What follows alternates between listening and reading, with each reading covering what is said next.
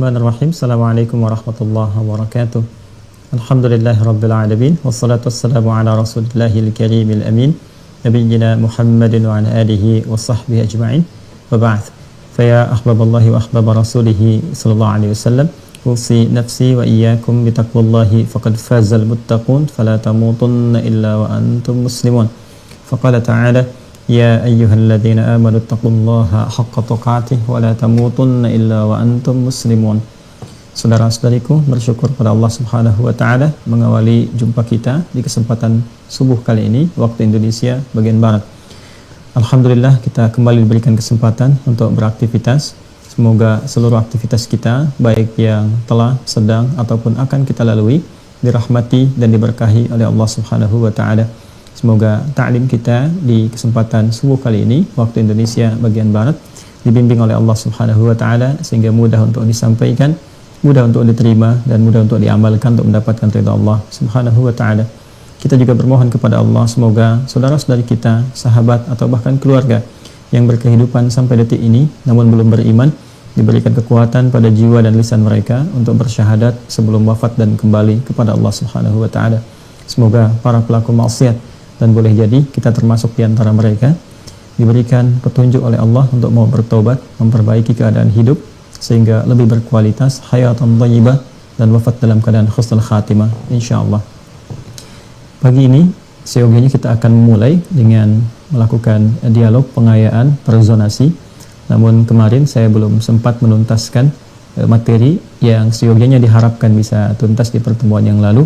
Dan coba kita akan sempurnakan dulu di pertemuan kali ini. Dan dengan izin Allah kita akan lanjutkan kepada rencana-rencana kita yang telah kita siapkan sebelumnya. Kita bisa berencana dan Allah yang menentukan, dan segala apa yang Allah putuskan itu yang terbaik untuk kita semuanya insyaAllah. InsyaAllah langsung saja fokus pada pembahasan yang telah kita uraikan pendahulunya di pertemuan yang lalu tentang bagaimana keberlanjutan pokok-pokok ajaran yang disampaikan oleh Rasulullah Sallallahu Alaihi Wasallam baik di era beliau ataupun di masa-masa selanjutnya, terkhusus pada bab yang terkait dengan pembahasan kita yaitu aspek akidah. Langsung saja pada titik akhir dari pembahasan pertemuan lalu yang telah kita uraikan, ini juga masih sesuai dengan apa yang kemarin telah kita uraikan, bahwa seperti kami terangkan yang kita bahas hanya di pokok ini saja terkait dengan akidah. Adapun hal-hal lain nanti ketika kita masuk kepada bab pembahasannya, baik itu di fikih misalnya terkait dengan muamalah nantinya, ataupun di akhlak, ataupun di sirah, dan ini semua akan saling menyinergikan seluruh pembahasan-pembahasan dimaksud, dan akan kita temukan keindahannya adalah keseluruhannya merujuk kembali kepada satu sumber, yaitu sumber penjelasan Rasulullah SAW yang juga merupakan implementasi penjabaran penjelas dari wahyu yang Allah turunkan berupa Al-Quran. Pedoman hidup ini dijelaskan oleh Nabi, dicontohkan, diberikan gambaran kepada kita untuk mengikuti, sehingga Al-Quran wahyu yang diturunkan, hadis-hadis keterangan Nabi, dan menjadi pedoman untuk diikuti menjadi sunnah. Ini yang kita ikuti kemudian. Dan terkait dengan pokok akidah ini, semua hal yang terkait dalam Al-Quran ataupun sunnah-sunnah Rasulullah SAW adalah penjabaran yang terkorelasikan kepada 6 pokok pembahasan yang kita kenal dengan rukun iman itu. Jadi ini pokok dasarnya. Nanti semua pembahasan yang terkait baik di ayat-ayat Al-Quran ataupun di sunnah-sunnah Rasulullah itu semuanya akan mengacu kepada 6 pokok ini, ya. Baik hal-hal yang terkait dengan aspek ketuhanan misalnya, ya, ketuhanan ini yang kemarin belum sempat saya tuliskan, ataupun juga hal-hal yang terkait dengan perawatan misalnya dan kepatuhan,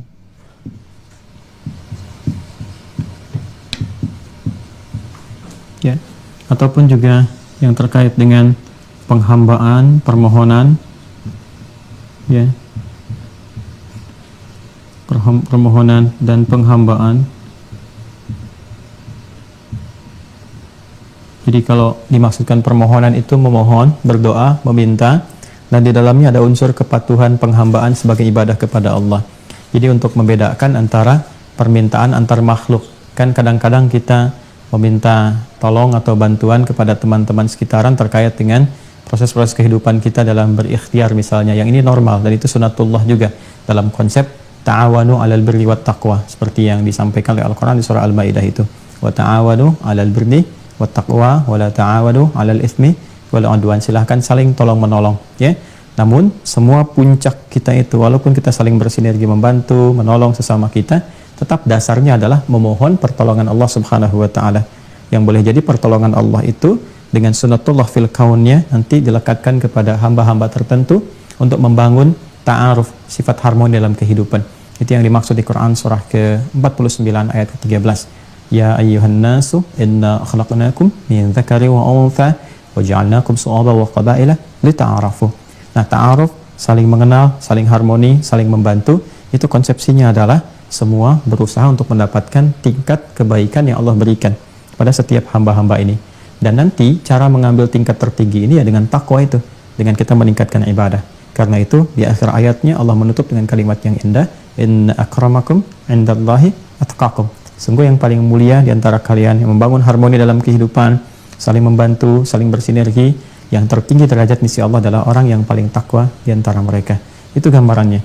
Karena itu saya sertakan di sini permohonan dan sifat penghambaan. Karena di permohonan kita kepada Allah ada unsur penghambaannya, ada unsur ibadahnya. Itu yang disebut di dalam Al-Quran dengan kalimat doa yang dikaitkan dengan ibadah. Innal ladzina yastakbiruna an ibadati. Sungguh orang-orang yang sombong, yang tidak ingin beribadah kepadaku. Ibadah di sini adalah yang dimaksudkan memohon kepada Allah Subhanahu wa taala. Wa qala rabbukum ud'uni astajib lakum. Allah berfirman, Rabbu berfirman, kan? Maka berdoalah kalian kepada Allah Subhanahu wa taala, kata Allah, ya. Wa qala rabbukum ud'uni, dan Rabbu berfirman, ya, berdoalah kalian kepadaku, kata Allah, astajib lakum, aku akan mengabulkan. Innal ladzina yastakbiruna an ibadati. Ini doa disebut dengan ibadah. Jadi ini perbedaan antara sikap kita membangun sinergi wa ta'awun, ya wa ta'awun 'alal birri wat taqwa, ta'awun dengan makhluk bersama-sama, dengan cara kita bermunajat, bermohon, meminta tolong kepada Allah. Ini ada unsur penghambaannya. Kepada makhluk tidak ada. Dan kepada makhluk pun itu dalam rangka menaati Allah, ya, menerapkan hukum Allah dalam kehidupan. Karena itu spesifik kepada Allah, permohonan dan penghambaan disatukan. Termasuk dalam salat kita bacakan di ayat yang kelima itu, iyyaka na'budu, ini penghambaan, wa iyyaka nasta'in. Di sini nanti kita dapati nama-namanya, ya, yang terindah itu, ya, al-asma was sifat, dan sifat-sifat Allah Subhanahu wa taala. Asma was sifat. Ini telah kita pelajari. Di sini ada ar-rububiyyat was sam'iyat.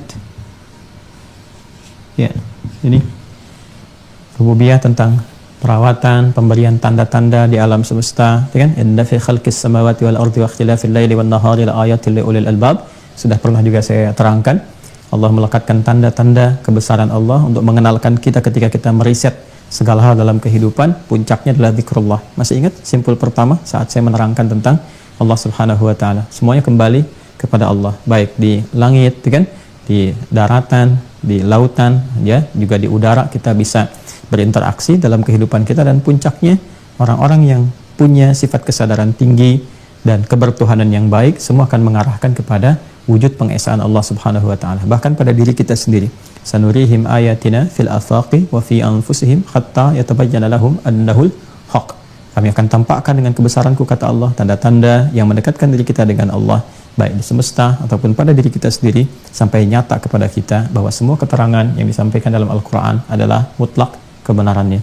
Ya, setelah mutlak kebenarannya kita dapati, maka kita mengatakan sami'na wa ata'na, ayat-ayat kepatuhan. Ya, jadi diminta apapun kerjakan. Karena diterangkan di situ, ya, kemana kita akan berpulang, terus tempatnya seperti apa, gambarannya bagaimana, malaikat yang bertugas seperti apa, sampai kemudian hisab, sampai di akhirat, sampai penentuan. Dan nanti ada cabang-cabangnya tersendiri yang telah kita uraikan. Dan kita mengatakan setiap kali sudah kita beriman, mengetahui sami'na wa ata'na. Ya, wa qalu sami'na wa ata'na wa ghufranaka rabbana wa ilaikal masir. Nah, itu indah penutup ayat yang ayat 285 di surah Al-Baqarah itu. Orang-orang yang sudah beriman, kalangan rasul, ya kan? Orang-orang beriman dan sebagainya. Amanar rasulu bima unzila ilaihi mir rabbih wal mu'minun. Kullun amana billahi, kullun amana billahi wa malaikatihi wa kutubihi, dan seterusnya sampai ujung ayat, sampai ditutup dengan kalimat wa qalu sami'na wa ata'na. Jadi setelah puncak iman itu kita dapatkan, ya, mendekati Allah Subhanahu wa taala, maka kalimat akhirnya sami'na wa ata'na, ayat kepatuhan, ketundukan, ketaatan, dan seterusnya. Nah, ini yang mengantarkan kita pada kebertuhanan kepada Allah Subhanahu wa taala di aspek teologisnya atau ilahiyat. Ya, ilahiyat. Ini pakai tak. Ya. Ilahiyat sifat dasarnya disebut dengan uluhiyah atau ilahiyat. Ini ada rububiyah, ada sam'iyat, di sini ada al-asma was sifat. Ya. Semuanya nanti mengacu kepada nilai-nilai spiritual, ya. Nilai-nilai spiritual yang ada dalam jiwa kita, dalam roh kita. Jadi semua aspek ini akan membangkitkan roh kita, ya, memiliki konektivitas, ya, pengabdian, penyembahan, kebertuhanan kepada Allah, dan menggerakkan, ya, seluruh tubuh kita diinstruksikan, diikat instruksinya lewat akal seperti yang pernah saya sampaikan di pertemuan yang lalu diberikan penyebaran instruksi itu kepada seluruh bagian tubuh kita untuk bersikap, dibimbing oleh rohnya, dibimbing oleh jiwanya, dan di dalam jiwa atau nafas itu ada ini imannya. Jadi kalau jiwanya sehat, rohnya itu akan sehat, jiwanya sehat, ya. Kemudian juga ditembuskan kepada akal-akalnya sehat, dan diberikan instruksi kepada fisik, maka fisik akan mengeksekusi semua dengan sempurna dan kebaikan. Maka di sini pula ada rohaniyat. Aspek-aspek ini terkait dengan aspek rohani. Ini penting saya sampaikan karena ini inti dari penjelasan yang telah kita terangkan 60 video lebih. Ya, dikaitannya kalau kita kemudian ingin simpelkan, sederhanakan dari apa yang telah kita bahas, ini aspek-aspek ini yang telah kita kaji. Nanti detailnya silahkan kembalikan ke penjelasan 6 pokok iman itu yang telah kita turunkan. Nah, ini yang saya maksudkan disampaikan oleh Rasulullah SAW, ya kan? Kepada umat beliau. Umat beliau telah saya jelaskan di pertemuan yang lalu, ya, terdapat di Quran surah ke-48 ayat 29 cirinya, ya, Muhammad Rasulullah SAW disebutkan berarti sifat bimbingan keumatan terkait dengan sifat sosial. Kalau Ahmad terkait dengan sifat ketaatan ritual. Ini sekali disebutkan di Quran surah 61 ayat yang ke-6. Jadi seperti saya sampaikan di Quran disebutkan 4 kali, Quran surah 3 ayat 144, Quran surah 33 ayat 40, Quran surah 47 ayat 2, dan Quran surah 48 ayat 29. Mengonfirmasi ini dulu. Ya, walladzina ma'ahu, sedangkan umat beliau itu orang-orang yang bersamai Nabi, ini ada berapa golongan. Ini dicirikan rohama ubainahum, saling menyayangi dan seterusnya, ya kan? Kita tidak membahaskan turunan di tafsir itu, kita ingin memberikan gambaran dari siapa saja walladzina ma'ahu ini, ya. Bisa dari kalangan sahabat yang berkehidupan dengan beliau, beriman kepada beliau sampai dengan wafat dan berjumpa dengan beliau, seperti yang pernah saya sampaikan. Disampaikan oleh Rasulullah SAW kepada kalangan sahabat ini konsepsi yang tadi dijelaskan dan sempurna. Yang patut dicatat, yang ini yang ingin kita detilkan sebelum masuk gambaran-gambaran seterusnya. Pertama, sahabat-sahabat yang berkehidupan di zaman Rasulullah SAW, yang puncaknya nanti ketika Nabi hijrah ke Yathrib di Madinah, membentuk tata kelola kehidupan, sudah mulai utuh dan seterusnya, sampai ada komunitas kurang lebih 12.000 sahabat pada saat itu. Nah, sifat mereka Masya Allah, ya, bahkan di ilmu hadis disebut kulluhum adul. Mereka orang-orang yang adil, orang-orang yang baik, ya, sepanjang memenuhi 3 unsur tadi. Jadi bukan orang-orang yang berkamuflase dengan keimanannya, karena ada yang seperti itu, ya, misalnya dengan kena penyakit nifak, saya sampaikan kemarin, Abdullah bin Ubay bin Salul ada. Lalu kemudian ada juga yang setelah Nabi meninggal dunia SAW, ada yang langsung mendeklarasikan sebagai Nabi, Musailamah al-Kadzab, ya, bukan yang itu. Yang saya maksudkan adalah orang-orang yang memang menerima sebaik-baiknya, hasuna islamuhum, keislaman mereka istimewa, dipuji oleh Al-Quran dengan khaira ummah. Quran surah ke-3 Ali Imran ayat 110, kuntum khaira ummatin ukhrijat linnas ta'muruna bil ma'ruf wa tanhauna 'anil munkar wa tu'minuna billah Kalian umat terbaik yang pernah dilahirkan sebagai role model untuk seluruh manusia. Role model. Dan ini dahsyatnya role model ini bertransformasi dari keadaan jahiliyah yang penuh dengan hal-hal yang pernah saya sampaikan, berbagai aspek negatif dalam kehidupan, lalu bertransformasi kepada nilai-nilai positif yang mulia sampai menjadi contoh teladan dalam semua aspek kehidupan dan menjadi miniatur, ya, miniatur keteladanan yang nilainya akan dilanjutkan, ditiru oleh generasi setelahnya. Setiap yang meniru sesuai dengan masa dan keadaannya, dia akan mendapatkan kejayaan yang sama sesuai dengan konteks dia berkehidupan di masanya itu. Nah, ini yang sangat menarik. Jadi orang-orang ini memang sudah sami'na wa ata'na, ini samiyatnya sudah tinggi. Apapun yang disampaikan, sami'na wa ata'na, sami'na wa ata'na. Dan orientasi akhiratnya itu luar biasa. Jadi dunia itu betul-betul dipahami sebagai tugas untuk mengimplementasikan nilai keimanan yang 2 itu. untuk beribadah. Wa ma khalaqtul jinna wal insa illa liya'budun. Jadi dimanapun ditempatkan mereka itu ya orientasinya akhirat, ya ibadah. Wabil akhirati hum yuqinun. Jadi ibadah itu kan puncaknya nanti akhirat, untuk pulang. Jadi ini biasa saja, apapun yang diberikan kepada mereka, amanah-amanah kehidupan, baik jadi pejabat misalnya, kemudian jadi apapun itu, hartawan dengan hartanya, ilmuwan dengan ilmunya dan sebagainya, itu mereka arahkan semua untuk mendukung implementasi iman dalam bentuk ibadah. Ya, wa ma khalaqtul jinna wal insa illa liya'budun. Adalah aku ciptakan, kata Allah, jin dan manusia kecuali untuk menjadikan seluruh kegiatannya sebagai ibadah kepada Allah. Sehingga mereka sekalipun nanti setelah Nabi wafat saling menggantikan, namun pokok-pokok ibadah ini kuat tertanam dalam jiwa mereka. Kepatuhan, sami'na wa ata'na, keimanan terpancar kuat. Ini yang menjadikan mereka walaupun saling menggantikan, diisi di berbagai tempat, diberikan amanah, itu dahsyat hasilnya. Luar biasa. Di semuanya orientasinya ibadah, kemuliaan, kebaikan. Kalau sudah ibadah kan syarat utamanya ikhlas. Wa ma umiru illa liya'budullaha mukhlishina lahuddin. Quran surah 98 ayat kelima itu. Dan tidaklah mereka diperintahkan untuk menjadikan aktivitas sebagai ibadah itu kecuali berusaha untuk ikhlas.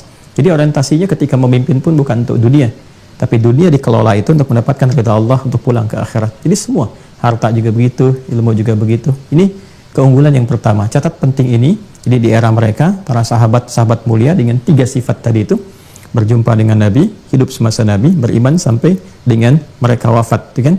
Itu mengelola dengan baik sehingga ketika tugas khalifah fil ardi, ya kehidupan yang saling menggantikan, membangun kemakmuran, kesusahan di bumi diberikan kepada mereka, itu contoh-contohnya sangat luar biasa. Dan di era ini apa yang diajarkan oleh Rasulullah ditangkap betul sampai ke jiwa mereka. Dan umumnya mereka menghafal, sangat sedikit yang merangkum, menulis karena keterbatasan di antara mereka, kan? Jadi ini al-hifdzu fis sudur, menghafal dengan sempurna itu hifdzun fis sudur. Jadi kalau orang Arab itu ingin mengatakan sesuatu tertanam dalam jiwa, melekat kuat, ya mereka tidak mengatakan hafal dalam akal, bukan, tapi fis sudur, dalam jiwa. Ya, karena akal itu diperintah oleh jiwa, akal cuma mengikat saja. Kalau diikat kan bisa lepas, bisa ikatan kencang, bisa tidak, gitu kan. Nah, tapi kalau dalam jiwa sudah tertanam, ya mudah, mau dikeluarkan kapan saja bisa keluar. Karena itu hafalan orang-orang di masa lalu itu Masya Allah sangat luar biasa, ya. Sepersekian detik keluar saat dibutuhkan, cepatnya sangat luar biasa, dan dibawa ke ilmu manapun itu cepat. Karena itu nanti kalau Anda ingin berusaha, saya, kita, atau ke anak-anak dan sebagainya, ingin menghafal cepat, mudah dan sebagainya, jadikan hafalan itu fis sudur, dalam jiwa, ya, fis sudur. Jadi kalau sudah fis sudur bukan fil uqul. Kalau fil uqul itu yang belajar-belajar kekinian sekarang, gitu ya. Jadi banyaknya menghafal di pikiran, gak dimasukkan ke dalam jiwanya. Kalau sudah di sini, wah ini kuatnya luar biasa. Dan ini kan sudur jamak dari kata sodrun, kan, ya kan? Dalam sodrun ada apa? Qalbu, ya kan? Dalam qalbu ada nafsu, nafas, ya. Jadi kalau kita ingin hafalan masuk ke sini ke sodrun, maka nafasnya dikelola, kolbunya dikelola. Nah, cara mengelola kolbu itu kan dalamnya ada iman. Iman itu dikelola dengan sifat takwa. Ya, takwa. Karena itu, di dalam Al-Quran, surah kedua, di akhir ayat 282, Allah mengaitkan takwa dengan peningkatan pengetahuan. Bahkan bukan hanya peningkatan, lompatan pengetahuan. Ya, atau lampauan pengetahuan. Kan sekarang lagi zaman-zamannya meta itu kan, meta kan itu lampauan, melampaui, ya. Kalau lompatan kuantum, ya, ada kuantum pengetahuan, jadi meningkat pengetahuannya dengan cepat. Apa gambarannya? Takwa. Wattaqullah di ujung ayat 282 paling kiri sebelah bawah di surah yang kedua Al-Baqarah. Wattaqullah, dan tingkatkan takwamu kepada Allah. Wa yu'allimukumullah, demikian Allah akan menambahkan pengajaran-pengajaran pengetahuan, lompatan-lompatan, lampauan-lampauan yang tidak biasa didapatkan oleh banyak orang. Takwa tempatnya di mana? Fis sudur. Ya, kedalaman sudur itu di nafas, di jiwa, yang di frame kembali oleh qalbu. Nah, di framenya qalbu itu adalah sodun dan sudur. Dan ini nggak mudah karena setan akan berusaha mencegah supaya tidak terkumpul di sini. Karena itu was-was yang diberikan oleh setan dalam sudur, seperti yang pernah saya sampaikan. Alladzi yuwaswisu fi sudurin nas. Ya, karena itu menghafalkan nggak mudah, ya. Ada yang udah menghafal, udah dimasukin, lupa lagi, kan? Ada yang begitu. Nah, karena setan mencegah supaya nggak masuk ke sini. Sebab kalau sudah masuk ke sini dan takwanya bagus, wah ini pribadi yang sangat luar biasa. Akan muncullah kedahsyatan manusia itu. Sekarang mungkin saya lihat baru 0,sekian% lah dari kemampuan manusia itu untuk bisa menyimpan banyak hal. Ya, memori itu kan, memori disebutkan dalam ini, ya, dalam otaknya gitu, dalam akalnya. Padahal sesungguhnya yang menggerakkan itu semua dalam jiwanya.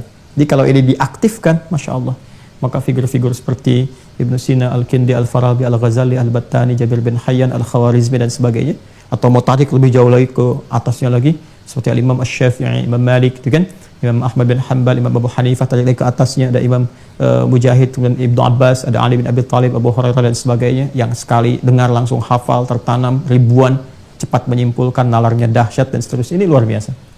Ya, luar biasa. Dan sahabat-sahabat itu mewakili ini. Ini hifdzun fis sudur. Ya, karena itu ketika kemudian, nah ini yang mau saya teruskan. Nabi SAW meninggal dunia. Nabi itu SAW meninggal dunia usia kurang lebih 63 tahun. Nah ini. Dan ketika beliau wafat ini sudah sempurna ajaran yang disampaikan. Termasuk pokok yang sedang kita bahas, pokok akidah. Ini sudah nggak ada tawar-menawar. Sudah sempurna. Dan ini asas dari bangunan. Pondasinya di sini. Ya, gagal di pondasi, bermasalah keseluruhan bangunan. Seperti yang sering kali saya ungkapkan. Ya, jelas sekali di Al-Maidah ayat 3, Al-yauma akmaltu lakum dinakum wa atmamtu 'alaikum ni'mati wa raditu lakumul Islam dina. Jelas ya? Jadi tegas dengan turunnya Quran surah kelima Al-Maidah di ayat yang ketiga itu Allah menegaskan bahwa Islam ya menjadi agama yang diridhai oleh Allah Subhanahu wa taala. Kalau sudah disebutkan Islam ya sebagai din, agama, berarti sudah merangkum semua hal yang terkait dengan ajaran para nabi-nabi dan rasul sebelumnya, disempurnakan semua. Seperti yang seringkali pernah saya jelaskan. Karena itu, semua nabi mengonfirmasi bahwa dirinya itu muslim, patuh, tunduk, taat kepada Allah. Ibrahim, idh qala lahu rabbuhu aslim, qala aslamtu li rabbil alamin. Ya, Al-Baqarah 131. Generasinya Yaqub dan anak-anaknya mengatakan, ya, wa nahnu lahu muslimun, dan kami ada termasuk kalangan-kalangan orang yang tunduk patuh kepada Allah. Am kuntum syuhada'a idh hadara Yaqub al-maut idh qala li banihi ma ta'buduna min ba'di qalu na'budu ilahaka wa ilaha abaika Ibrahim wa Ismail wa Ishaqa ilahan wahida wa nahnu lahu muslimun. Islam. Ya, secara singkatnya mereka berislam, mereka juga salat, mereka zakat, mereka berpuasa. Seperti pernah saya sampaikan, Nabi Musa salat, Nabi Isa, Yesus Mesias salat, Nabi Ismail salat, ya, Zakaria juga salat, semua salat. Ya, dan puncaknya adalah Quran surah keempat ayat 163. Inna awhayna ilaika kama awhayna ila Nuhin wan nabiyyina min ba'di.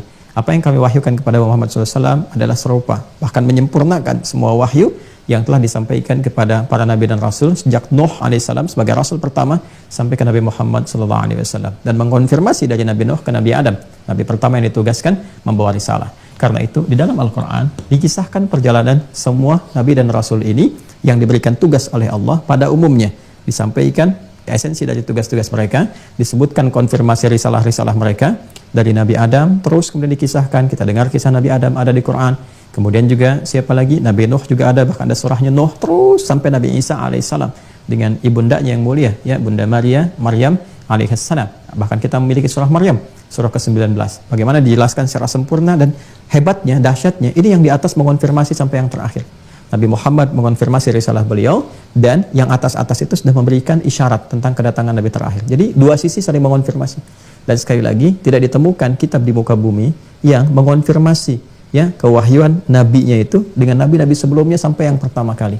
Ya, kecuali Nabi Muhammad SAW. Dan puncaknya komitmen mereka itu bahkan disebutkan dalam Al-Quran. Di Quran surah 3 itu ayat 81.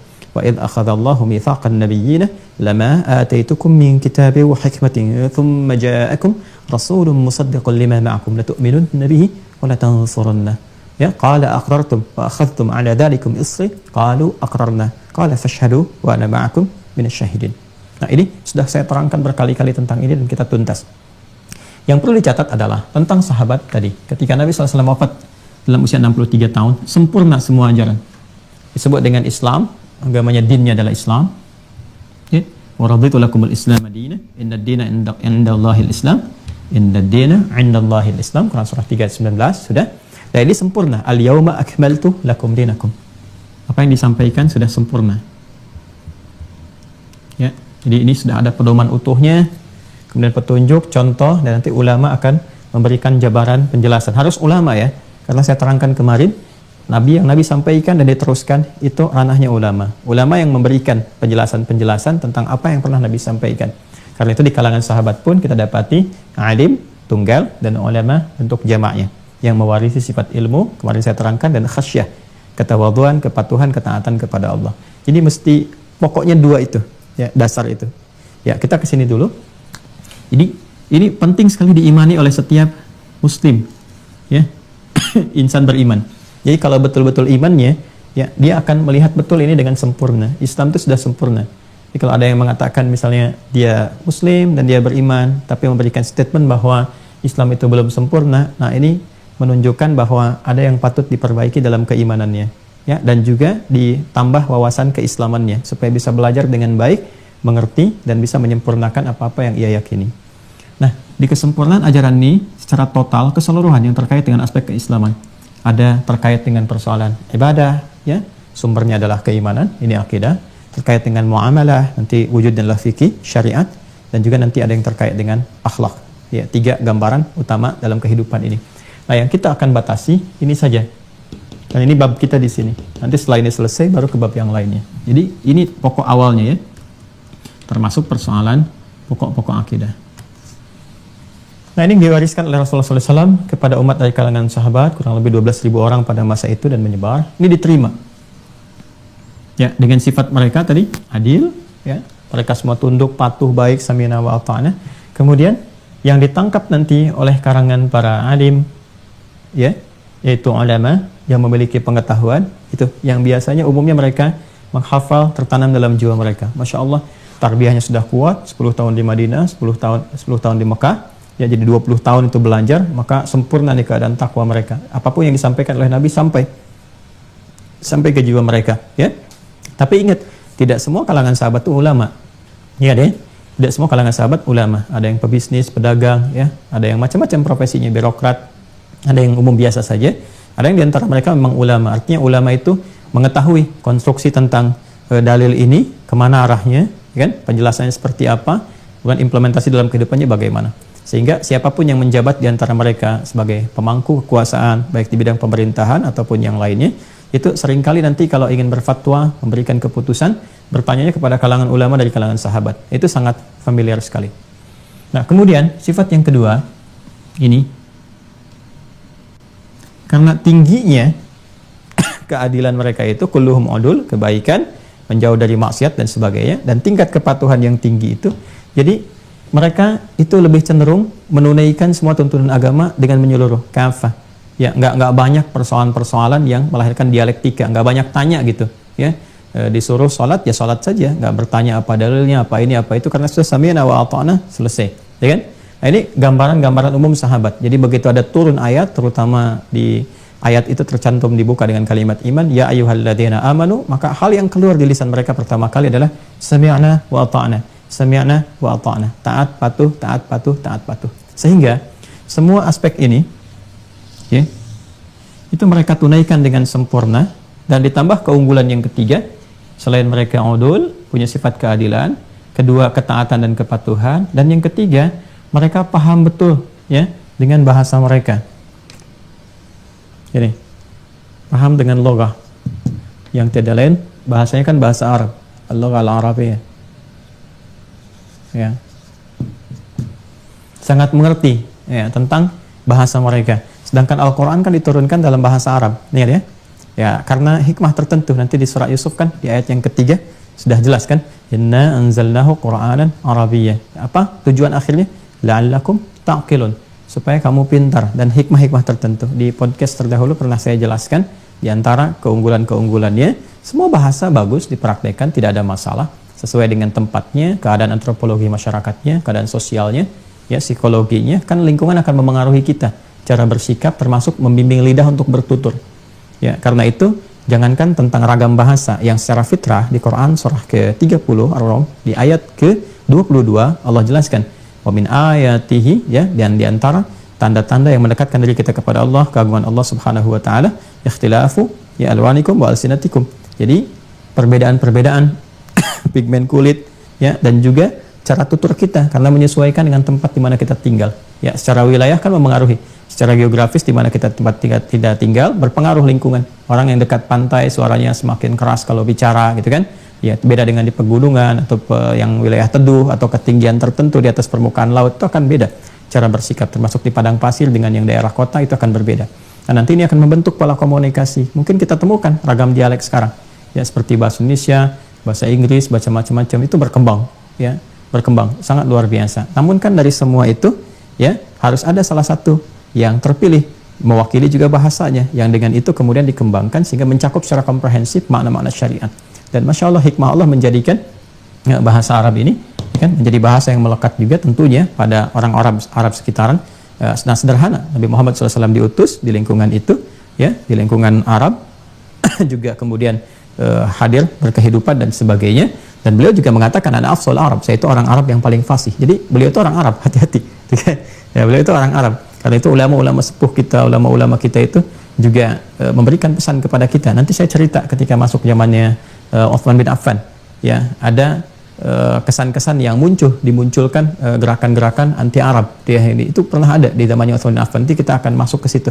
Saya terangkan secara sekilas. Nah, ini sangat berbahaya. Sampai nanti Ibnu Qutaibah itu menulis satu buku namanya Fadlul Arab, ya, wa tanbih ala ulumiha. Ya, keutamaan terkait dengan Arab, ya, dan juga pengingat kepada kita tentang ilmu-ilmu dan karya intelektualnya. Jadi dijelaskan dari nasab peradaban dan sebagainya. Ini tentu tidak mengurangi sikap kita untuk memuliakan bahasa-bahasa yang lain, kita belajar dan sebagainya, apalagi bahasa Indonesia yang kita tinggal, ya, menetap di Indonesia dan sebagainya, kita mencintainya, mempraktekannya, ya, dan juga mengimplementasikan itu dalam kehidupan. Namun yang penting kaitan dengan pelajaran kita, ini salah satu hikmah, ya, dipilihnya Nabi Sallallahu Alaihi Wasallam dan bertempat tinggal secara otomatis di lingkungan Arab, Qurannya turun pakai bahasa Arab, tapi melebihi dimensi-dimensi pada saat itu. Jadi alasan yang paling rasional kata Allah bukan sekedar nabinya itu ada di Arab, lahir di Arab dan berbahasa Arab, bukan sekedar itu. Namun melebihi itu la'allakum ta'qilun, ada hikmah supaya kalian tuh lebih pintar. Ya, karena ada nanti struktur di dalam bahasa Arab itu yang tidak dimiliki di bahasa-bahasa lain. Yang paling simpel satu aja di antara sekian banyak itu. Jadi semua huruf-huruf dalam bahasa Arab itu mewakili seluruh tempat keluarnya huruf di setiap tarikan nafas kita. Ya, inilah rahasianya. Jadi kalau orang-orang belajar bahasa Arab itu benar, ya, apalagi kita misalnya, ya, belajarnya betul, bisa menguasai bagian-bagian tempat keluarnya huruf, maka dipraktekkan ke bahasa apapun lebih mudah. Mau dibawa kemanapun, karena semua tempat keluarnya huruf itu sudah terpelajari. Makanya kita kenal semua tempat keluar huruf disebut makharij huruf-huruf. Ada makharijul huruf. Makanya orang kalau mau ngaji Quran itu kan belajar makharijul huruf dulu kan. Nah, itu kalau sudah tahu tempat keluar huruf dan sifat-sifatnya, karakteristiknya dan seterusnya, mudah untuk dipraktekkan di bahasa lain. Ini sudah riset dan ini bisa dibuktikan dan diterapkan dalam kehidupan. Secara singkat, para sahabat itu sudah mengetahui, ya, karena Al-Quran diturunkan dengan bahasa mereka, jadi mereka mengetahui betul segala yang terkait dengan ini. Ya, jadi kalau ada aspek tentang ketuhanan menggunakan bentuk ahad, mereka sudah tahu maknanya ahad itu apa. Jelas ya? Jadi ahad itu jelas, mereka sudah paham. Qul huwallahu ahad, tahu Allah itu apa. Ya, jadi kalau secara bahasa mereka sudah mengerti. Ahad mereka mengerti, Allahus samad, samad mereka mengerti. Jadi bagi mereka pada umumnya di awal-awal kehidupan itu, ya, pada umumnya salekah itu udah insting bawaan. Ya, insting bawaan secara umumnya, ya, terutama kalangan masyarakat Badawi gitu. Ya, kecuali hal-hal yang memerlukan tafsir langsung dari Nabi, ya, bukan karena nggak paham bahasanya, ya, tapi mungkin hal-hal yang terkait dengan aspek ilmiah. Karena pernah ada kasus tentang saat turunnya Al-Baqarah itu, Quran surah kedua ayat 187. Ya, Quran surah kedua Al-Baqarah ayat 187 yang uhilla lakum lailatas siyam rafathu ila nisaikum hunna libasul lakum wa antum libasul lahunna. Terus nanti sampai dengan pada ayat tentang bagaimana tentang kita memulai puasa dan berbuka. Ya, wa kulu washrabu hatta yatabayyana lakumul khaytul abyadu minal khaytil aswadi minal fajr. Thumma atimmus siyama ilal lail. Dan silakan makan dan minum, artinya saat berbuka sampai nanti kalian melihat, kan, benang putih itu sudah mengalahkan yang benang hitam. Itu kan majaz, tingkatnya balaghah. Ya, tingkat tinggi gitu, yang dimaksudkan kan cahaya fajar yang seperti falak subh itu yang putih, kan, sehingga gelapnya sudah mulai terbuka. Nah, maksudnya tibanya fajar. Ada yang nggak paham itu. Ya, wajar, tingkatan pengetahuan kan berbeda-beda. Ngerti secara bahasa, ya, etimologi, tapi belum paham secara terminologi, istilahnya kemana gitu. Ini ketinggian Al-Quran. Ini menunjukkan bahwa Al-Quran bukan rekayasa Nabi, ini petunjuk Allah, kan? Maka dibimbing nanti Nabi untuk menjelaskan. Nah, ada sahabat yang mengira di antara mereka itu adalah benang putih, benang putih, benang hitam, jadi dia naruh di bawah bantalnya. di bawah bantal, di bawah tutup pakai bantal. Jadi begitu dia tidur bangun, mana yang kelihatan pertama kali? Begitu kelihatan yang hitam, oh masih gelap, putih, oh ini baru gitu. Lalu mereka kalangan ini menanyakan kepada Rasulullah, Rasulullah saya praktekkan, Nabi ketawa, Nabi ketawa. Ya, nyampaikan kepada para sahabatnya, ini diberikan edukasi, gitu kan? Yang dimaksud dengan ini adalah apa? Datangnya cahaya fajar. Nah, ini gambaran-gambarannya. Tapi secara umum mereka salehah, sangat mengerti tentang bahasanya. Sehingga nanti, apa yang saya maksudkan dengan ini, semua hal terkait dengan penjelasan-penjelasan, makna ilahiyat, itu mereka ngerti sekali. Ya, apa yang dimaksud syirik, apa yang dimaksud macam-macam itu udah tahu mereka dengan bahasanya. Jadi jelas, tafsirnya jelas. Ya, kemudian juga tentang rububiyat misalnya, ya, sam'iyat, rohaniyat, mereka mengerti sekali istilah-istilah yang sampai. Ya, ayat itu apa maknanya, ini apa, itu apa, dan seterusnya. Termasuk juga nanti dengan asma wa sifat. Nah, di sini nanti yang penting mendapat perhatian. Jadi semacam hal-hal yang terkait dengan tafsiran terutama di sifat, ya. Di sifat nanti di sini ada perbedaan pandangan di antara para ulama setelahnya. Tapi sahabat menerima sudah begitu saja apa adanya. Misalnya ya tentang hal-hal terkait dengan af'al, misalnya perbuatan-perbuatan Allah Subhanahu wa taala, ya. Yang jelas-jelas sudah selesai, gitu kan? Misalnya As-Sami' Al-Basir, ya, yang Allah Maha mendengar, Maha mengetahui, Maha melihat, yaf'alu ma yurid, ya, mengerjakan apa yang diinginkan, Allahu ala kulli syai'in qadir, Allah Maha kuasa atas segalanya, ya, menggerakkan dan seterusnya, itu tidak ada masalah. Tapi nanti ada aspek 7, persoalan 7. Ya, saya tidak rincikan ini, tapi memberikan gambaran saja kepada Anda semuanya supaya mudah dipahami. Karena yang akan kita gali kan adalah hal-hal setelahnya, ya, seperti tentang yad, tentang wajah, ya, dan seterusnya. Yadullahi fawqa aydihim, gitu kan? Kemudian Ar-Rahmani 'alal istawa, misalnya tentang istiwa, ya, tentang fathamma wajhullah, tentang wajah dan sebagainya. Jadi mereka memahami betul kalimat-kalimat itu. Tentang istiwa misalnya. Al-istiwa, tentang al-wajah misalnya, tentang yad misalnya, dan seterusnya. Ini mereka paham. Karena itu mereka nggak pernah tanyakan misalnya persoalan-persoalan ya ini kepada Rasulullah SAW karena jelas salihah dengan bahasanya. Paling-paling konfirmasi-konfirmasi atau hal-hal yang perlu diperjelas ya tentang ma'iyah umum. Ini yang saya sampaikan, al-ma'iyah ammah. Seperti disampaikan oleh beberapa kalangan sahabat ketika menjelaskan seperti Ibnu Abbas radhiyallahu taala anhuma, kan? Kemudian Sayyidah Maimunah radhiyallahu taala anha, ya, ketika menjelaskan tentang al-ma'iyah umum di surah Al-Mujadalah itu, wa huwa ma'ahum, ya, aina makanu, dan surah Al-Hadid di ayat yang keempat, wa huwa ma'akum, ya, aina ma kuntum. Itu ma'iyah ammah yang dimaksud pengetahuannya. Dan Ibnu Abbas, hati-hati, Ibnu Abbas itu termasuk orang yang didoakan oleh Nabi langsung. Ya, apa doanya? Masih ingat? Allahumma faqihhu fid din. Ini, ya Allah, mohon berikan kefakihan, kematangan pengetahuan pada Ibnu Abbas radhiyallahu taala anhu tentang ad-din, semua tentang agama, ya. Wa alimhu at-ta'wil, dan ajarkan kepadanya ta'wil. Ini nanti ada tafsir, ada ta'wil. Itu berbeda, ya.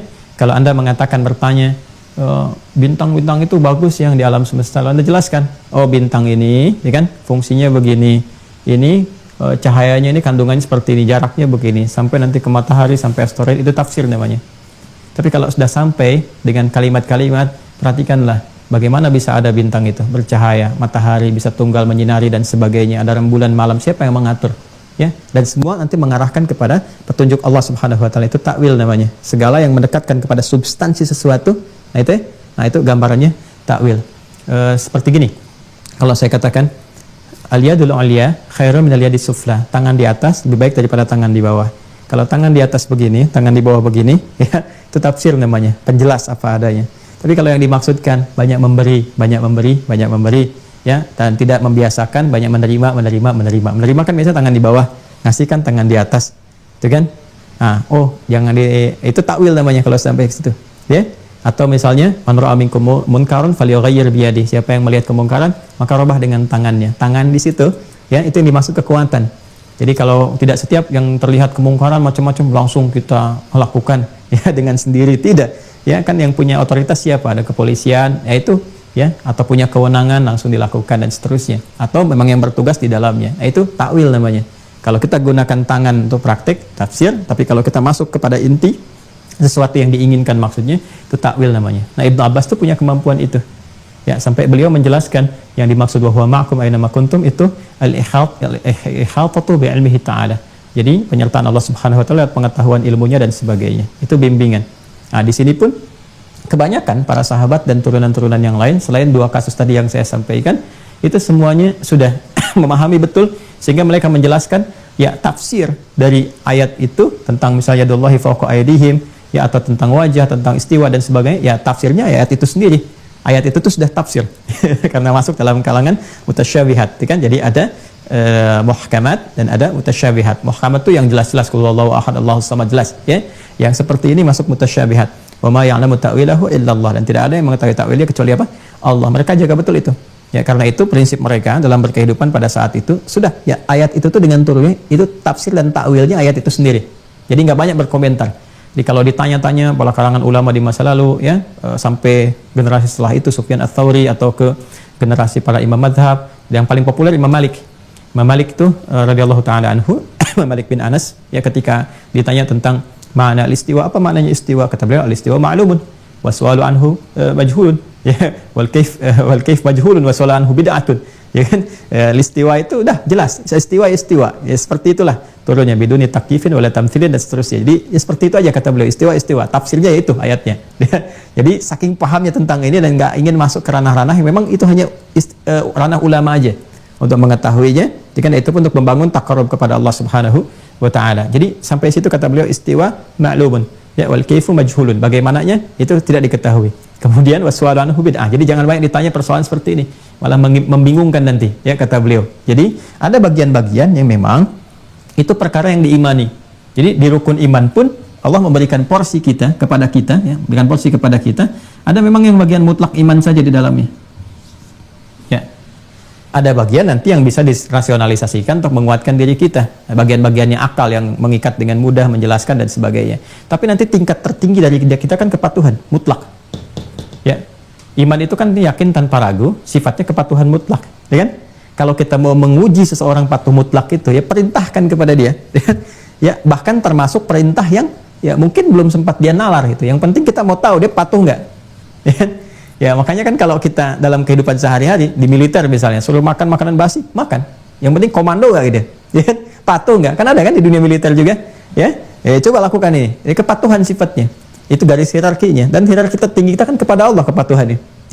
Jadi wajar kalau Allah pun menurunkan ayat-ayat yang menguji kita, kamu patuh aja gitu, iman aja itu. Nah, ini makanya para sahabat dulu tidak banyak kemudian memberikan tafsiran-tafsiran, ya, tentang ini, ya, kecuali dalam beberapa hal yang spesifik dijelaskan atas petunjuk Nabi Sallallahu Alaihi Wasallam, dan juga jalurnya pun tersanadkan.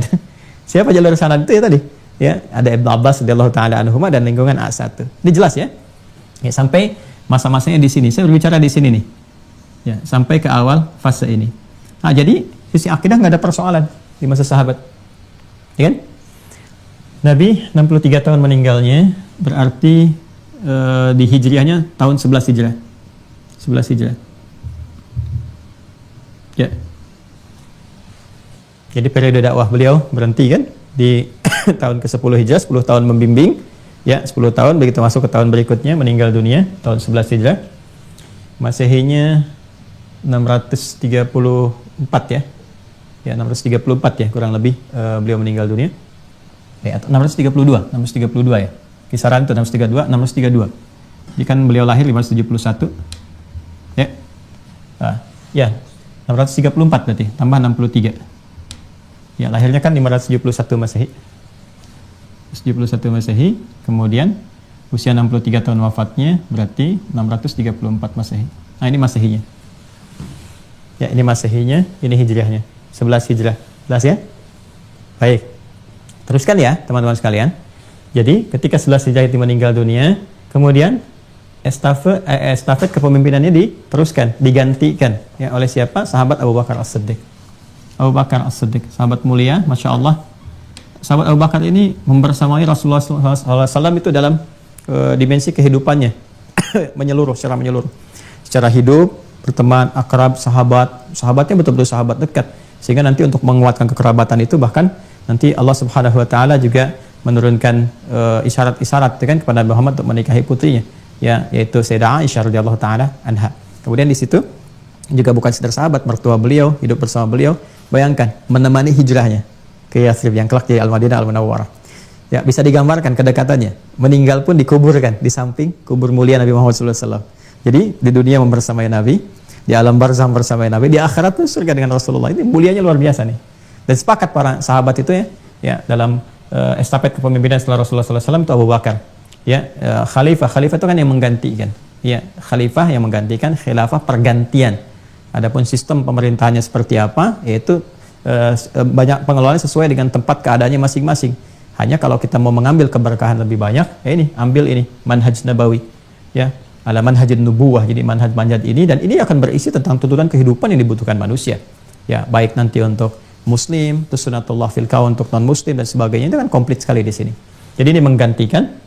Jadi khalifah itu menggantikan, bukan berbicara tentang sistem pemerintahan, yang menggantikan, ya, yang menggantikan Nabi itu ini gitu. Abu Bakar As-Siddiq. Nah, ini 2 tahun periodenya teman-teman. Di periode ini Abu Bakar As-Siddiq itu 2 tahun. Dan masya Allah, meninggalnya pun itu dalam keadaan yang penyebab meninggalnya tentu maut datang ya. Tapi aspek maut ini terkait dengan penyakit. Nabi kan sakit juga. Abu Bakar juga sakit tuh.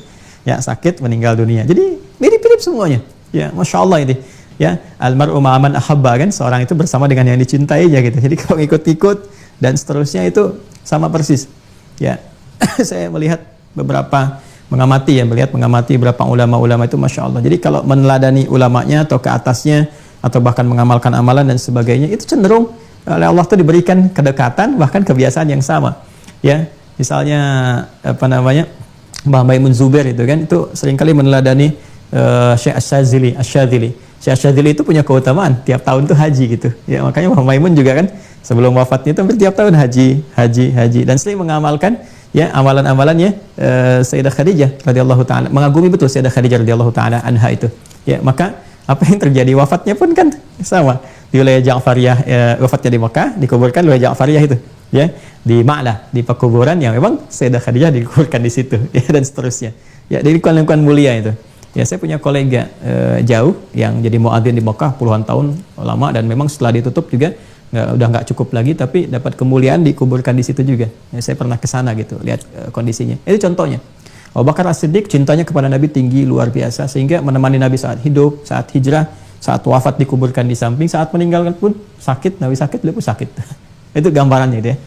Nah, itu kemuliaan-kemuliaan. Digantikan oleh Umar bin Khattab. Nah, saat Abu Bakar ini perluasan belum seberapa. Karena Abu Bakar As-Siddiq itu kesibukan nanti 2 hal. Ya, yang pertama adalah menyelesaikan persoalan-persoalan riddah yang kemarin saya sampaikan. Orang-orang yang tiba-tiba sepeninggal Nabi ada yang murtad, ya, itu diperangi oleh Abu Bakar As-Siddiq sebagai langkah pencegahan supaya nggak ada fitnah dalam agama, kan? Dan tentu dengan proporsional, tindakan hukum-hukum yang jelas, yang nyata berdasarkan sistem hukum yang berlaku pada masa itu. Jelaskan. Kemudian optimalisasi zakat di sini. Ya, optimalisasi zakat untuk bisa disiapkan sebagai desain kemakmuran bagi masyarakat. Dan berhasil selama 2 tahun ini. Sukses sesuai dengan pokok-pokoknya. Jadi kalau kita ngaji ya ke sistem pemerintahan misalnya, kan di Universitas Islam itu ada pemikiran politik Islam PPI itu. Jadi kalau dikeluarkan nih semua sistem ini, masya Allah ini. Dan saya selalu katakan ini miniatur kehidupan yang nilainya pasti ada lagi di masa depan setiap generasi, karena fitrahnya begitu. Jadi kalau kita ngambil tuntunan ini nih, kita terapkan nih, ya miss-nya akan banyak nih, lubangnya akan banyak sekali. Jadi kalau kita ambil, kita terapkan dalam kehidupan, ini maslahatnya untuk semua kok. Ya, jadi jangan bicara untuk orang Islam saja, tidak. Kalau konteks membangun bangsa, negara, itu kemakmuran untuk semua. Ya, ini banyak di copy paste, termasuk di Eropa, di Timur sekarang, apalagi Yahudi. Hampir tiap waktu meriset. Ya, cuma nggak dimunculkan aja sumber ininya. Kalau saya mau tunjukkan, bisa kita tunjukkan satu persatu dari akar sejarah sampai kemananya dan seterusnya. Ya. Cuma saya ingin katakan, karena kita bicara tentang akidah, harus yakin kita optimalkan sebagai pribadi dalam kehidupan, ya, kemudian keluarga, bermasyarakat yang proporsional, dan tentunya juga sesuai dengan sistem yang kita berada di tempat kita menetap, seoptimal yang bisa kita lakukan. Ini Abu Bakar As-Siddiq. Kemudian diteruskan, ya, pengganti beliau, ya, pengganti tadi saya katakan khalifah, pengganti beliau yaitu Umar bin Khattab. Umar bin Khattab. Nah, di Umar ini, teman-teman sekalian, ini cukup lama. Beliau itu kurang lebih 10 tahun. Jadi ini kalau 11 Hijriah sampai 11 Hijrah, tambah 2, ya, tambah 2 Abu Bakar. Ya, tambah 2 Hijrah, ditambah ya, plus nih. Berarti ini 13 Hijrah. Ya. Jadi Abu Bakar sampai ke tahun 13 Hijrah.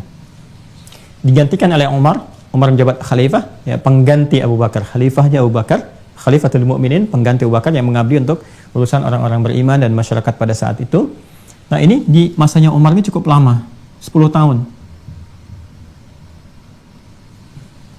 Ya, periode Umar menjabat. Dan di dalam ini Masya Allah, banyak hal lah yang bisa kita tarik. Saya kalau ngaji sirah mungkin bisa saya detilkan satu-satu. Cuman karena kita akidah, saya kasih landscape-nya aja gitu. Ya, di sini tentang belusukan teorinya ada di sini. Ya, mengetahui tentang rakyat. Ya apa nama incognito itu ada di sini. Data ngelihat macam-macam, memetakan kebutuhan dan seterusnya. Ini luar biasa mahal lah ini. Periode Umar ini mahal sekali. Terobosan-terobosan, ide visioner macam-macam dan sebagainya. Ya, termasuk nanti usulan-usulan yang di zaman Abu Bakar itu ya tentang bagaimana kodifikasi Al-Quran jadi mushaf dan seterusnya atas isyarat nanti Nabi sallallahu alaihi wasallam sebelumnya yang dituliskan membentuk tim ad hoc itu, Nabi tugaskan tulis di ini, tulis di itu, karena beliau sendiri nggak bisa membaca dan menulis, kan, sallallahu alaihi wasallam. Nanti isyaratnya disampaikan di masa Abu Bakar, dikumpulkan jadilah mushaf itu ya, nanti kemudian diteruskan zaman Umar dan diperbanyak di masa Utsman bin Affan radhiyallahu taala anhu. Banyak sekali di masa Umar bin Khattab ini. Jadi jenius, termasuk sahabat yang sangat jenius. Nah ini sudah mulai meluas wilayahnya sampai mencakup nanti ke batas-batas Romawi dan Persia, karena di antara hal yang sangat sekali para sahabat ingin betul ya mewujudkan itu. Dan kan sahabat tuh gini, kalau Nabi tunjukkan tuh berlomba-lomba ngejar, yang punya keutamaan ngejar sampai mereka tuh udah nyiapkan duluan gitu. Nah ini kan Nabi sudah menyampaikan nubuat di antara nubuat beliau, yaitu Konstantinopel akan ditaklukkan, ya kan? Romawi Timur akan ditaklukkan Konstantinopel, dan nanti sebaik-baik yang menaklukkan itu adalah pemimpin yang terbaik, pasukan yang terbaik dan seterusnya. Itu semua berusaha. Ya, tapi nanti terwujudnya di masa siapa? Muhammad Al-Fatih itu kan. Nanti kita akan cerita secara umum landscape-nya gitu. Nah, ini semua meneruskan berusaha nih. Sampai ini memperluas wilayah dan di antara wilayahnya langsung berbatasan juga dengan Persia Romawi untuk mewujudkan itu tuh. Ya, Masya Allah. Nanti di Persia yang batasan langsung misalnya nanti ada wilayah Al-Kufah, ya Irak sekarang ya. Kufah dan Basrah. Ya. Ya, kemudian nanti yang ke arah Romawi di sini ada Syam. Ya. Syam itu sekarang, kalau sekarang ada 4 wilayah ya. Syria, Palestina, kemudian Lebanon, Jordania. Syria, Palestina, Lebanon, Jordania, itu wilayah Syam. Ya. Syam ya, pada umumnya itu sudah berbatasan langsung nanti dengan Romawi keadaannya. Ya, kemudian juga ada Mesir. Wah. Nah ini ada Mesir, ada Syam, ada Kufah, ada Basrah, dan juga beberapa wilayah yang lainnya. Jadi kita dapati jelas di Mekah ada ditugaskan, dan seterusnya di Madinah, dan termasuk Palestina juga nanti diberikan wilayah sendiri. Ya, karena khusus pengelolaannya untuk otoritasnya mengelola Masjid Al-Aqsa. Nanti Palestina juga dikhususkan oleh Umar bin Khattab, Palestina. Ya, walaupun masuk wilayah ke Syam ini secara umumnya wilayah itu, ya, tapi ini nanti diberikan otoritas tersendiri, gubernurnya tersendiri, ya, karena mengingat nanti ada pengelolaan khusus untuk Masjid Al-Aqsa. Ini spesial, dapat perhatian betul dari Umar bin Khattab ini. Nah, ini ada kisah sendiri. Ini khatam pokoknya, kisah toleransi, kehidupan harmoni macam ada di sini semua. Jadi kalau kita keluarkan tuh, nggak ada isu-isu yang sekarang dimunculkan. Ya, dan selesai sampai di sini. Ya, itu babnya sirah nanti ya. Nah, misalnya di Basrah nanti diberikan tugas gubernur. Ya, gubernur Basrah pada masa itu adalah Abu Musa Al-Asy'ari. Ya, sahabat mulia, sangat dekat dengan Nabi dan sangat luar biasa. Di Kufah ada Al-Mughirah bin Syu'bah. Ya, ini nanti saya kotakin 2 nih, karena di sini nih persoalan utamanya nih. Ini persoalan utama nih. Di Syam ada Muawiyah bin Abi Sufyan. Ini Masya Allah birokrat luar biasa, sangat disayangi oleh rakyat dan seterusnya. Cuma di akhir hidup nanti mendapatkan fitnah luar biasa. Ya, hati-hati nih ya, yang celak sahabat-sahabat Nabi terutama Muawiyah dan teman. Ini sahabat mulia dekat dengan Nabi ya, walaupun di akhir keislamannya saat Fathu Makkah dan seterusnya anaknya masuk Islam duluan, tapi ini luar biasa ini. Ya, dan sangat disayang masyarakat rakyat, termasuk nanti mengumpulkan satu kekuatan saat Al-Hasan menyerahkan kekuasaan untuk persatuan Amul Jamaah. Nanti saya turunkan. Ada Muawiyah bin Abi Sufyan.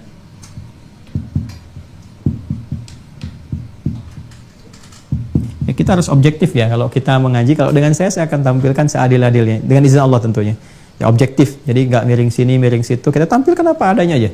Ya, bukan karena pengaruh begini jadi begini, tidak. Ya, seperti ini ya. Nah, di Syria kan terkenal ada Masjid Muawiyah. Ya. Nah, ini nanti masuk wilayah ini Syam. Kemudian di Mesir ada Amr bin As. Ya.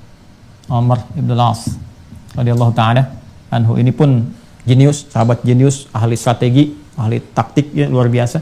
Ini Umar tuh menempatkannya, teman-teman sekalian, itu berdasarkan kapabilitas. Ini yang mesti diteladani ya dalam sistem pemerintahan. Jadi Umar nggak pernah menempatkan pejabat-pejabat ya kecuali satu, berdasarkan kapabilitas dan kredibilitas mereka. Capable dan kredibel. Dan tidak ada satupun yang terkait dengan kolega beliau. Jadi bebas dari isu kolusi. Kolusi, nepotisme, macam-macam gitu ya. Nah, ini satu sisi yang bisa dilihat. Dan karakternya itu dibutuhkan di setiap tempatnya. Makanya setiap yang ditunjuk oleh Umar, jadi gubernur di Basra, di Kufah, di Syam, ini stabil wilayahnya. Ya, dan pakar, paham di bidangnya masing-masing. Bisa sangat mengerti. Jadi udah capable, sudah memang kredibel di bidangnya dan menguasai antropologi masyarakatnya, secara sosial bagaimana, sehingga cenderung stabil. Wilayah ini stabil semua tuh. Stabil semua wilayah-wilayah ini. Nanti di Palestina ada Abdurrahman. Ya. Nah, semuanya stabil semuanya. Ya, nggak ada gejolak ini, gejolak itu dan sebagainya. Dan yang paling luar biasanya di wilayah-wilayah tertentu yang berbatasan langsung tuh dengan imperium-imperium. Ya, seperti nanti di Basra, di Kufah dengan Persia kan, Furs. Ya, di Syam ke sini dengan Romawi, Rom. Oh, itu yang strategisnya itu duta-dutanya lah, gubernur kan sekaligus dubes kalau masa itu tuh. Itu emang yang cakap betul. Tahu strategi, tahu penempatan, bahkan di antara mereka tuh sudah khatam. Ya, strategi di bidang militer bagaimana, ini seperti apa dan sebagainya. Sehingga usaha-usaha untuk serangan seperti mau nyerang ke Mesir pun lewat kekuasaan-kekuasaan ini. Ke Mesir, Amr bin As sudah ahli strategi. Ya, di sini sudah pada hebat-hebat semua dan seterusnya. Jadi itu luar biasa, nah. Luar biasa. Ini yang patut diteladani, bahwa memilih tokoh-tokoh tertentu, orang-orang tertentu di wilayah-wilayah yang tetap itu, ya, yang menjadi bagian dari kedaulatan itu, memang harus orang-orang yang capable di bidangnya, punya kredibilitas tinggi dan mengetahui ya secara antropologis, geografisnya, sehingga hal-hal yang terkait dengan isu strategis, itu kan, isu kawasan macam-macam ini udah pakar, udah dikuasai betul. Ya, dan mengambil keputusan bisa dengan cepat kalau ada apapun yang terjadi. Ini kalau ngaji sirahnya dalam sekali, kita bisa turunkan. Nah, ini 10 tahun teman-teman sekalian. Nah, yang paling menarik adalah di masa inilah kemudian mulai ini ada satu benih-benih ya, yang riak-riak yang muncul, yang mungkin nggak terdeteksi ya secara cepat karena memang ini personal sifatnya. Jadi masalah di hati, masalah asabiyah, fanatisme dan sebagainya. Ketika Umar mulai dahsyat, yang Arab itu kan nggak ada apa-apanya dulu itu. Ya, di masanya jahiliyah itu, jahiliyah, walaupun dia punya sejarah, ya, punya nasab, punya kemuliaan, punya macam-macam lah. Tapi karena ini ada di wilayahnya yang diapit oleh dua kekuasaan besar, Imperium Romawi, Persia, ya kan? Nah, maka dianggapnya masyarakat Arab itu nggak ada apa-apanya. Ini yang saya maksudkan. Ya, jadi ini anggapan-anggapan Romawi, Persia udah, ini pun nggak dijajah karena memang padang pasir wilayahnya dan seterusnya, ya kan? Tapi kalau kita bicara sejarah, bicara macam-macamnya, ini luar biasa, banyak sekali nasabnya, yang termasuk kebesaran-kebesaran, kerajaan-kerajaan, dinasti-dinasti dan sebagainya yang meninggalkan banyak peradaban.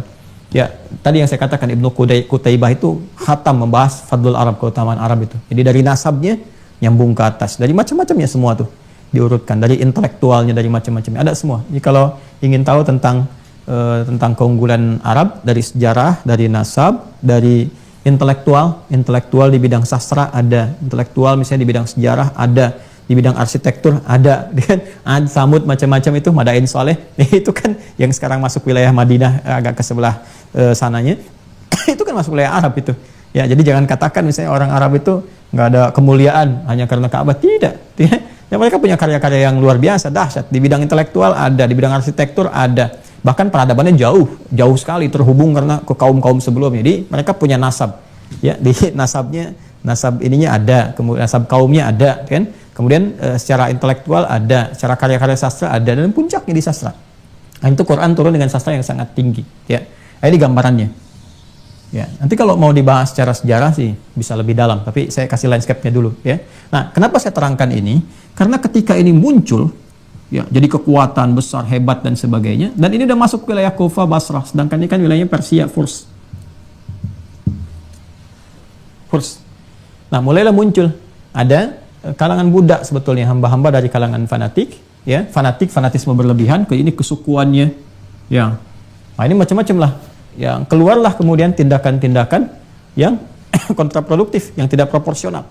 Nah, ini gerakan-gerakan ini nih yang harus dibaca ini, karena nanti tumbuhnya persoalan-persoalan kemasyarakatan, riak-riak dan sebagainya, ini dari tipikal-tipikal orang semacam ini, yang pikirannya sempit, seakan-akan membawa nasionalisme, membawa konteks-konteks asobiah lah, komunitas macam-macam, atau mungkin kalau dalam konteks sekarang kenegaraan dan sebagainya, tapi sebetulnya pikirannya merusak.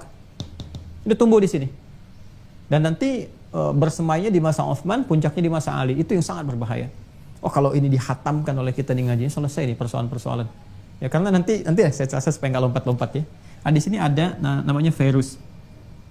Fairuz, kunyahnya Abu Lu'lu. Abu Lu'lu. Ya. Dia nggak terima nih Umar, secara singkatnya lah, dia nggak terima, ya. Nggak terima apa? Nggak terima kesuksesan Umar. Ya, dalam memimpin segala hal, ya, stabil semuanya, muncul kekuatannya dahsyat dan sebagainya. Ya, sedangkan dia keturunan Persia dari sini. Nah, ini mulai muncul Nasabiyah nih. Was-was alladzi yuwaswisu fi sudurin nas dan sebagainya. Jadi kalau mau dikaitkan dengan hadis, kita paduin tuh antara sirah dengan hadis, Masya Allah. Nabi sudah ingatkan, ya, fitnah terbuka begini, pintunya ada di Umar. Ya, itu pokoknya nyambung deh kalau ke situ. Karena saya sekarang landscape supaya nggak terlalu jauh, ya, supaya kita ketemu ke tema kita. Saya kisahkan secara umumnya saja gitu. Secara singkat, ini hanya merencanakan pembunuhan terhadap Umar, ya kan? Nah, ini dia yang menunjukkan keislaman, ya biasalah, nyamar, ya, menunjukkan keislaman, di luarnya seperti muslim dan sebagainya, nungguin Umar, bahkan menyiapkan ya pisau, atau kita mungkin belati khusus, ya, dengan ada 2 mata pisaunya langsung, 2 mata pisau, jadi itu menghunjam betul, ya, kalaupun nanti nggak nyampe ke jantung, melukai 2 mata ini 2 kali gitu. Saya nggak pandai menggambar ya, tapi mungkin seperti inilah tuh. Jadi di sininya sudah melukai, ini untuk yang mematikannya. Ya, secara singkatnya ini yang menusuk Umar, ya. Kemudian Umar bertahan pada saat itu, tidak berapa lama, singkatnya meninggal dunia. Ini meninggal di sini. Nah, benih ini sudah ada, dan ini pun kalau dikatakan langsung bunuh diri dan seterusnya. Nah, ini benih-benih nih. Hati-hati nih ya. Ada sifat asabiyah, fanatisme berlebihan yang tidak rasional, memecah belah harmoni dan sebagainya. Tapi tagar yang dibangunnya ini, ya, tagar yang dibangunnya yaitu fanatisme. Fanatismenya tapi tidak berujung gitu. Ya, kalau sekarang misalnya kita harus perhatikan lah ya, hal-hal yang membawa misalnya aku Pancasila, aku NKRI, aku macam-macam, tapi implementasi dari perbuatannya menunjukkan jauh dari itu. Nah, ini kasusnya sudah mulai muncul di masa Umar nih, yang seperti itulah gambarannya. Tapi ini bisa diobatin gitu, bisa diobatin pelan-pelan. Ya. Nah, kecuali yang repotnya ketika Umar meninggal 10 tahun tambah 13 berarti 23 Hijrah. Meninggal nih. Ya. Ini meninggal dunia, kalau ini tambah 2 Abu Bakar berarti 636 tambah 10 berarti 646 Masehi. Abad ke-7. Ya. Nah, ini Umar meninggal dunia, digantikan tadi khalifah kan? Digantikannya khalifah. Maka digantikan oleh siapa? Utsman bin Affan radhiyallahu taala anhu. Utsman. Nah, di masa Utsman bin Affan radhiyallahu taala anhu ini, Masya Allah, sebelum beliau naik ke tampuk khalifah menggantikan Umar bin Khattab, Umar sudah mewasiatkan, ini jeniusnya Umar. Dalam keadaan beliau pun, ya, dalam kondisi seperti itu masih mewasiatkan kepada Utsman. Jadi kan tadi dilukai dulu, mencoba untuk dibunuh, kan? Kemudian sahabat juga menyelamatkan, membantu, tapi ini bunuh diri. Lalu sakit kan, karena ini nih dua mata pisau ini, ya, lukanya cukup dalam. Kemudian sebelum meninggal ini sudah mewasiatkan, ya, kepada khalifah selanjutnya, ya, nanti akan dijabat oleh Utsman bin Affan, pengganti beliau ini, supaya mempertahankan dulu nih gubernur-gubernur yang telah beliau tunjuk minimal setahun masa jabatan. Setahun masa jabatan. Alasan Umar sederhana tapi jenius sekali. Kata beliau untuk stabilitas. Jangan sampai pejabat baru naik mengganti semua yang ada, sehingga nggak stabil tuh.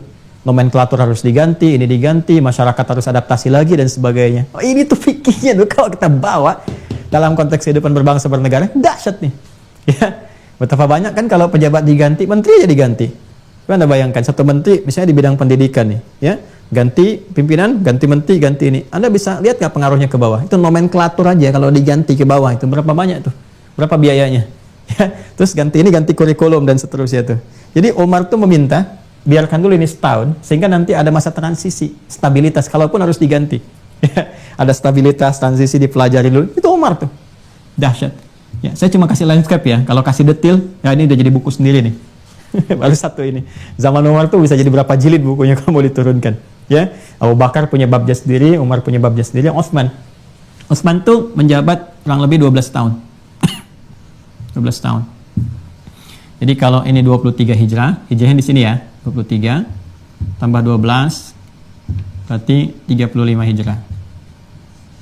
Nah, ini tambah 12 berarti 658. Ya. Ini kita sedang bahas ini ya, perpaduan landscape sirah dengan akidah, itu nyambungnya kemana gitu. Ya, saya sedang bahas itu. Yang lain-lain kan bonusnya aja gitu. Kita bukan sedang ngaji politik atau yang lain, tidak. Saya sedang mengaji ini dan ada hikmah-hikmah besar yang bisa kita ambil. Balik ke sini.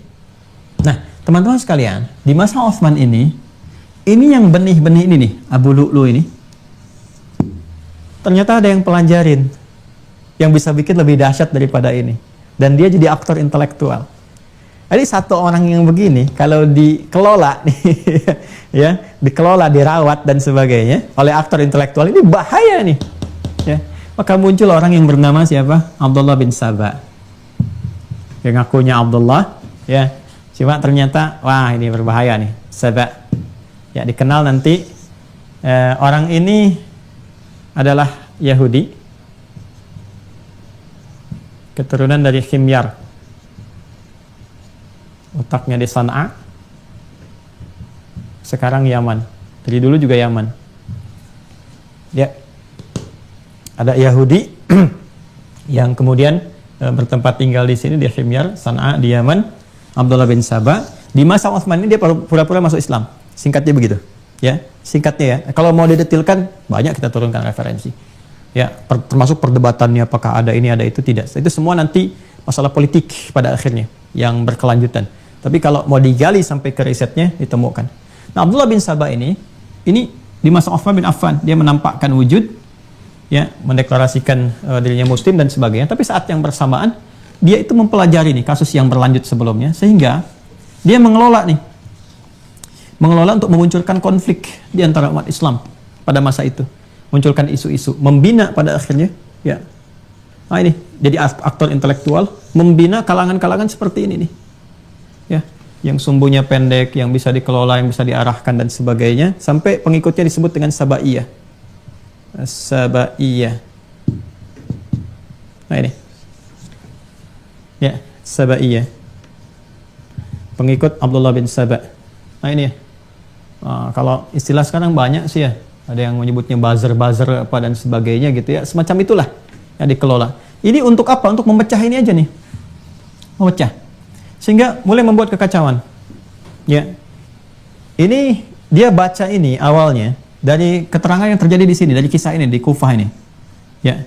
Jadi mulanya, makanya saya kasih kotak dua ini. Ya, Kufah ini betul-betul deh. Ya, memang untuk mengendalikan satu wilayah itu memang harus ada panglima-panglima yang tegas, karena ada karakter masyarakat yang memang dia membutuhkan ketegasan. Kalau enggak, dia membuktikan. Ya, bolehlah ada yang ingin menampakkan jati diri, ada yang pengen kelihatan identitas macam-macam, dan kadang-kadang yang seperti itu kan memunculkan tentang dirinya, kekuatan dan seterusnya. Kadang-kadang ngeyelnya juga, ya.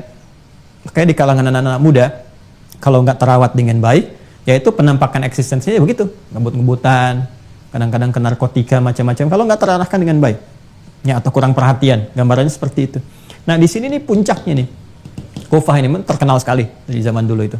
Nah di sini teman-teman sekalian, maka mulai nih. Ini kan dekat Persia yang tadi saya sampaikan nih. Ketika ada kejadian sebelumnya dan seterusnya, nah ini ingin diobati nih. Ya, makanya masih ingat kan? Ya ketika Al-Mughirah bin Syu'bah, ya kan? Dan yang lain-lainnya ini stabil, ini kokoh dan lain sebagainya.